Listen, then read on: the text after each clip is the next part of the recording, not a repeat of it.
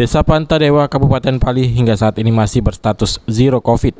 Hal ini menurut Kades Pantadewa karena pihaknya selalu menerapkan prokes ke seluruh warga masyarakat, tetap menggunakan masker, menerapkan pola hidup bersih dan sehat dengan mencuci tangan atau menggunakan hand sanitizer setiap melakukan aktivitas untuk memutus mata rantai penyebaran virus corona.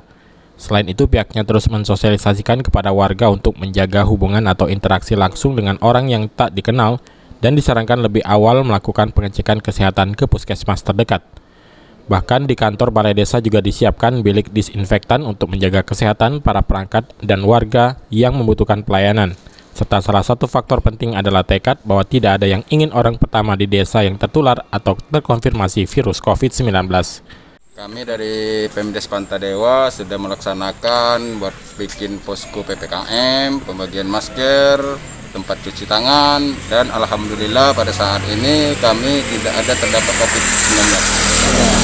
Kalau vaksin sudah hampir merata Pak ya? Kalau vaksin sekitar 50% lah. 50% ya. Vaksinasi. Aji, PAL TV.